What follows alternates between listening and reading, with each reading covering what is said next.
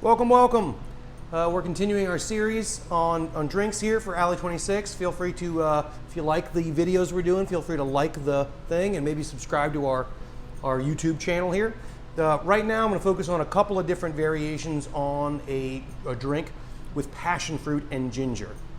So this is going to be a non-alcoholic, these are going to be non-alcoholic drinks, and the thing that's interesting about non-alcoholic drinks, or one of the challenges, is trying to find something to balance the sweetness, because this passion fruit syrup is delicious, but on the sweeter side, and our ginger syrup is also a syrup. So how do we balance that? Well, the more different ways you come at it, I find that you make a more interesting drink. So we're going to come at it two different ways, and this drink has the added benefit of also being able to retrofit into a hot cocktail. So when those right now we're in the hot months of summer, but winter will be here before too long. Winter's coming, they say. Okay, so passion fruit. Both of these guys are going to get an ounce of passion fruit syrup.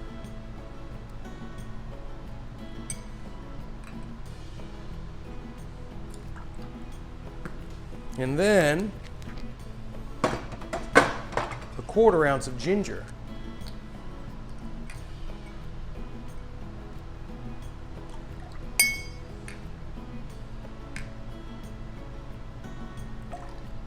And then, I'll go back on there, 1/4 ounce of fresh lime juice.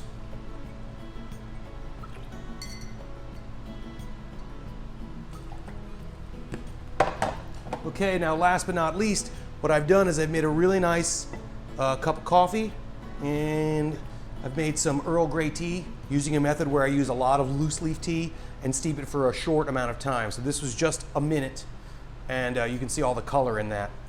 It still smells great, it smells fresh. Don't try to use just a little bit of tea and like steep it for a long time. That just doesn't work. It doesn't taste good.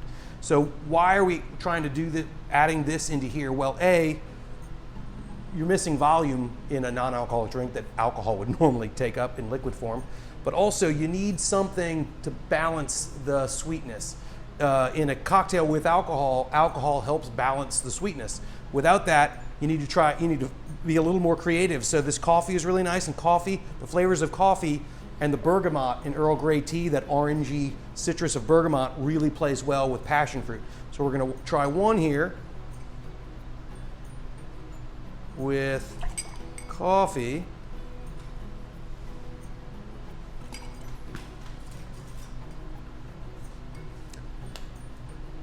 Oh yeah, that's 3 ounces of coffee. And this is 3 ounces of Earl Grey.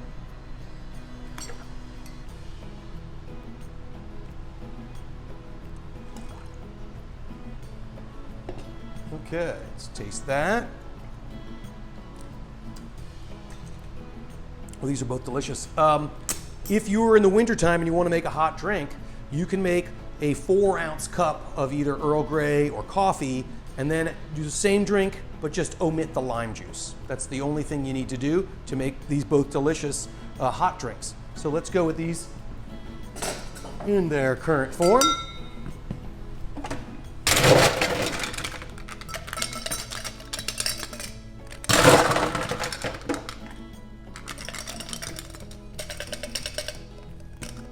Okay.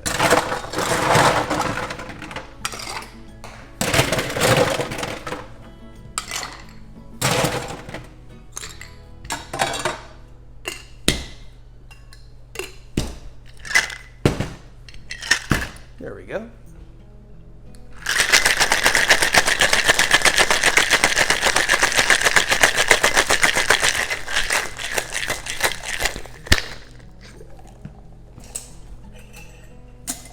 And then just double strain that onto fresh ice.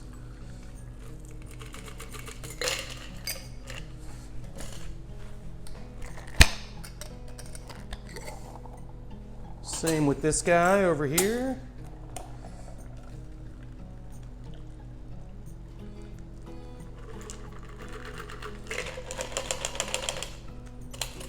Okay.